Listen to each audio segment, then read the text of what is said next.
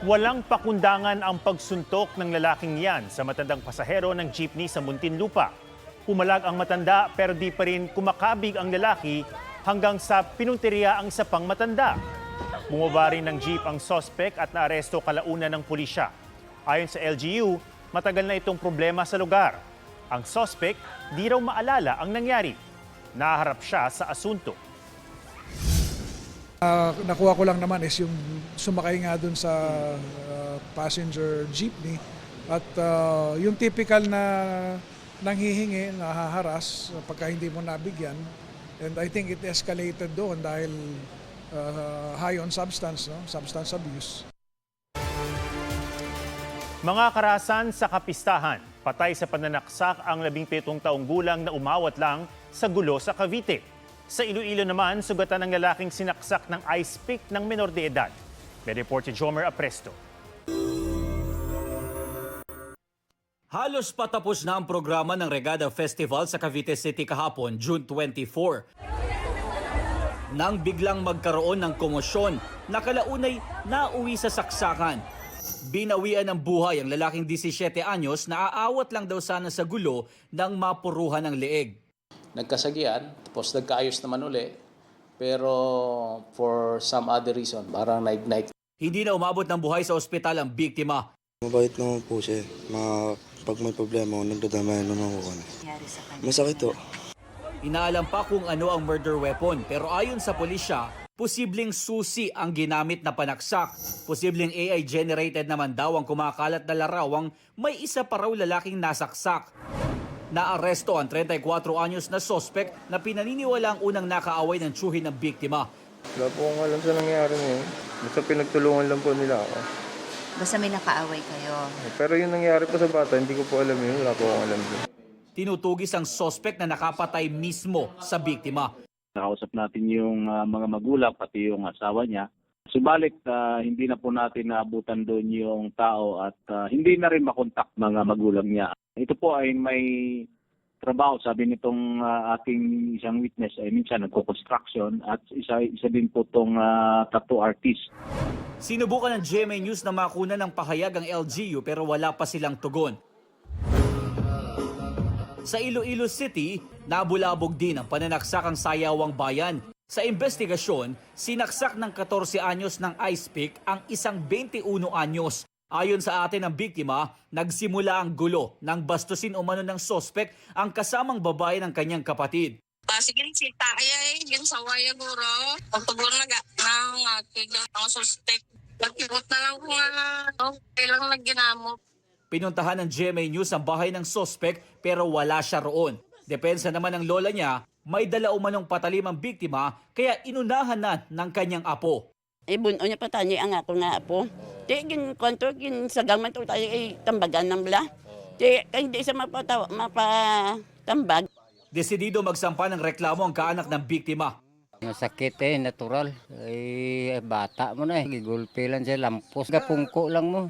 Ging dagyawan siya, lampos. Mga botilya, mga bangko. Jomer Apresto, GMA News. Laking panghihinayang ng mga mangingisda sa Ramon Isabela. Ang pinaghirapan kasing alaga ang mga isda, mga namatay lang at hindi na mapakikinabangan. Ayon sa Bureau of Fisheries and Aquatic Resources sa Cagayan Valley, posibleng nakaapekto ang mainit na panahon sa oxygen level ng Magat Dam. Tinitingnang sanhi rin ang mahinang galaw ng tubig, polusyon at ang pagsulpot ng algae. Kwento ng ilang fish pen operators, todo ingat na sila dahil noong Lunes pa lang, may mga nasawi na ring isda sa ibang bayan sa Isabela, maging sa Halog, Ifugao. Dahil sa insidente, malaki na raw ang lugi nila. Sa ilang araw, umaabot na ito sa humigit kumulang 1 milyong piso sa pangungutang sumasandalang iba para makabangon. Ang plano ng iba, patuyuin ang mga isdang pwede pang makain. Sa ngayon, nananawagan na ang mga mangingisda at fishpen operators sa Isabela ng tulong sa gobyerno. Sinusubukan pa namin makuha na ng pahayag ang lokal na pamahalaan ng Ramon pero wala pa silang tugon. Oscar Oida, GMA News. Mula sa malayo ang tama ng bala sa mga biktima. Yan ang lumalabas sa ballistics at autopsy ng mga nasawing estudyante sa pamamaril sa paaralan sa Tacloban.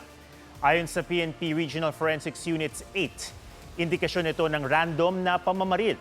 Tinamaan din umano ang vital organs ng 3 biktima na agad daw nilang ikinasawi. Nakatakda namang kasuhan ng PNP ang tiyahin ng 14 na taong gulang na shooter na si alias Nash dahil sa kapabayaan na makuha ang kanyang service firearm. Yan din ang posibleng iabla sa lolo ng 15 taong gulang na shooter na nagmamayari umano sa kalibre 38 na baril. 2 sugatan sa karambola ng 6 na sasakyan sa Talisay City, Cebu. Nagkamali umano ng naapakang pedal ang driver. May spot report si Marizo Mali. Mabagal ang takbo ng mga sasakyan sa junction ng Cebu South Coastal Road sa Talisay City. Pero ang kotseng ito hindi nagminor at mabilis na lumipat ng lane hanggang sa masalpok ang isang SUV. Nadamay ang 4 pang sasakyan. Ayon sa City of Talisay Traffic Operations and Development Authority o City TODA, isang senior citizen na PWD ang driver ng kotse. Imbes na preno, accelerator umano ang natapakan niya. Nagtamo siya ng sugat maging ang driver ng SUV.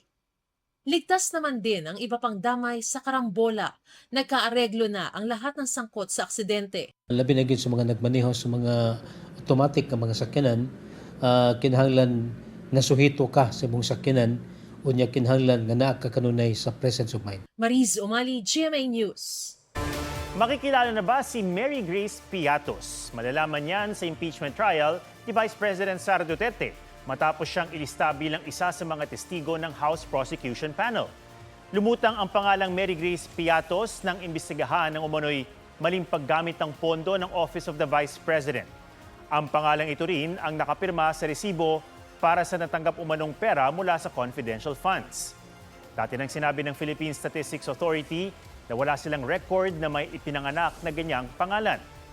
Inilista rin bilang testigo si Abe Andres, ang court sheriff na sinapak ng bise noong 2011, panahon na Davao City Mayor pa siya.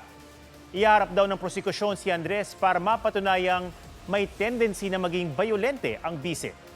Kasama siya sa 8 testigo kaugnay ng Article of Impeachment sa pagbabanta ng bise sa Pangulo, First Lady at dating House Speaker. Nais ang DILG na permanenteng maban sa bansa ang anilay bayolenteng larong Gore Box.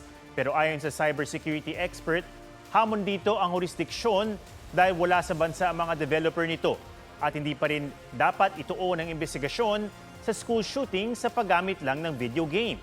May report si Von Aquino. Kasunod ng kauna-unahang mass shooting sa eskwelahan sa Pilipinas, itinutulak ni Interior Secretary John Vic Remulla na permanenteng iba ng sinasabing bayolenteng laro na Gore Box. I believe that it desensitizes young people into the elements of death, elements of violence, and elements of murder. I believe that the government, that the Congress also should study the matter kung paano mapigilan to. Isa ang larong ito sa mga tinitignan ng PNP na nakaimpluwensya sa isa sa 2 menor de edad na shooter sa paaralan sa Tacloban. Pero ayon sa isang child psychologist, wala pang pag-aaral na nagsasabing nagdudulot ang mismong laro ng violent behavior. Bagamat may epekto raw sa mga bata ang mga violent game. There is no recognized psychological concept disorder. Dito sa laro na Gore Box, we tend to say ito ang dahilan, di ba? Pero dapat bago natin sabihin ito dahilan, dapat may scientifically tayo na research. Playing violent games online can significantly impact ang behavior ng bata at mental health nila. Ang mga major reason dyan is nade-desensitize sila sa violence. Kaya ang pagsasaksak, pagbabaril, okay sila kasi sanay sila. Ayon naman sa isang cybersecurity expert, magiging hamon ang pagban nito sa bansa. Yung home jurisdictional question, no? Kasi dahil wala ho dito yung mga developers na yan, even yung mga platforms na pinagda-downloadan ng games. Ang problema ho dyan, it's an offline game eh. Dapat din anya maging holistic ang investigasyon at hindi lang nakatutok sa paggamit ng video game. Kailangan pag-aralan din po natin sino yung mga nakakasalamuha niya sa loob ng video game at sa totoong buhay. Ang mag-asawang Castorico, pinagbawalan na ang kanilang 2 minor de edad na anak na maglaro ng mga bayolenteng online games. Nagbabaril, nagsasaksakan, nagtutulakan, mga gano'n. Hindi talaga siya appropriate sa kids. Tsaka yung sa chat, yung pati kapag inactivate mo, yung mga nagmumurahan, nakita namin sa behavior nila na nag-iiba talaga, mainitin yung ulo. Sa kabila nito, hindi naman daw nila pinagbawalang gumamit ng gadget sa mga anak pero may limitasyon. Payo ng child psychologist sa mga magulang, huwag iasa sa gadgets ang pagpapalaki sa mga anak at maging magandang halimbawa sa kanila. Be involved in the life of your child. Huwag niyo sabihin, pagod na ako. Magulang at gobyerno, tulungan tayo para mas maganda ang pagpalaki sa isang bata. Von Aquino, GMA News. Nakapasok na sa Philippine Area of Responsibility ang bagyong Gardo na isa ng severe tropical storm. Huli ang namataan 1,275 kilometers east of extreme northern Luzon. May lakas ng hangin na 95 kilometers per hour at bugsong aabot sa 115 kilometers per hour. Mababa pa ang tsansa nitong maglandfall. Wala rin itong direktang epekto sa bansa at posibleng lumabas na rin ng Philippine Area of Responsibility bukas. Asahan pa rin ng maulang panahon dahil sa bagyong Francisco na nasa labas na ng PAR pero humahatak sa habagat. Magpapaulan din ng localized thunderstorms. Kasabay ng mabilis sa pag-usbong ng Artificial Intelligence o AI, ang paglakas din ng panawagang gawing mas malinaw sa publiko kung alin ang likha ng tao at gawang AI. Sa huling bahagi ng aming special report, Artificial Obra, ano nga bang implikasyon sa mga consumer na malaman kung gawa ng tao o teknolohiya ang isang likha?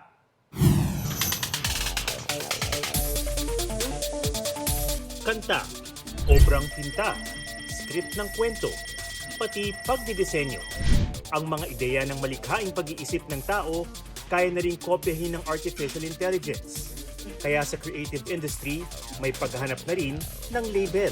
Paano ba malalaman at mamarkahan ang isang likha na dugot pawis na gawa ng tao kumpara sa isang produkto ng command sa computer at smartphone?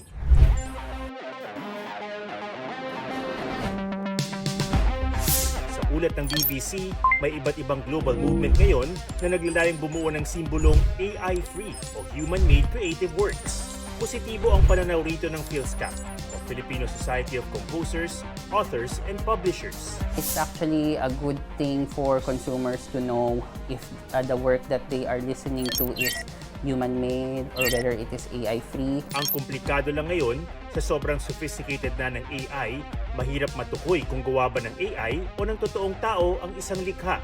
There would have to be further discussion on ano ba yung AI-free. How much AI is AI-free? Or are you saying that it has to be 0%? Ang ibang creation, hindi may iwasang gamitan ng AI. Lalo't isa pa rin itong tool. Paano kung gumamit ng AI sa cleanup ng audio, sa color correction, o sa spell check? Instead of placing the burden on the human creators to prove the humanity of their work or to subject the humanity of their work to an audit, perhaps you can consider placing the burden instead on the AI developers to make sure that the output that their systems generate actually are traceable, that are marked as generated artificially or manipulated artificially. Hatiri ng hanay ng creatives. Sa isang banda, proteksyon sa human originality ang AI label. Pero may naniniwalang wala sa tatak ang sukatan ng sining. Para kay Dominic Ligot, isang eksperto sa data ethics at AI education, hindi banta sa sining ang AI. Sa halip, binago nito ang paraan o estilo ng paglikha, gaya ng pag-evolve ng sining at teknolohiya sa kasaysayan. Nung lumabas yung camera, galit lahat ng artist sa camera. Kasi nung panahon na yon, the most popular art was portraiture. And biglang dumating itong isang device that can do realistic portraits better than any artist. Pero hindi naman namatay ang art. Actually, since lumabas yung camera, nag-evolve ang art. Creativity will not die, no? The tools will change, pero creativity will still stay the same. At habang natututo raw ang mga artist na isama sa kanilang creative process ang AI, maaaring maging pansamantala lang daw ang demand para sa AI-free o human-made label. Ngayong wala pang napagkasundo ang standard sa pagtatakda ng AI label, ang malinaw, higit pa sa ganda ng output. Hinahanap ng mga consumer kung paanong pinagtatagpi-tagpi sa paglikha ng obra ang imahinasyon at emosyon ng tao. At hindi lang ng talinong, artipisyal at nagagaya. Isang bata ang nakuryente sa foam party sa Banate, Iloilo. Calling first aid, may nakuryente dito. Sa investigasyon, aksidenteng nakaapak ng live wire ang 11 anyos na biktima matapos pumasok sa nakakordon na lugar malapit sa stage. Sinubukan siyang tulungan ng kaibigan pero nag-ground din ito. Piniwian ng buhay ang 11 anyos. Maayos na ang lagayan ng kaibigan niya. Tumanggi munang magbigay ng pahayag ang kaanak ng nasawi. Inaalam kung sino ang dapat managot sa insidente.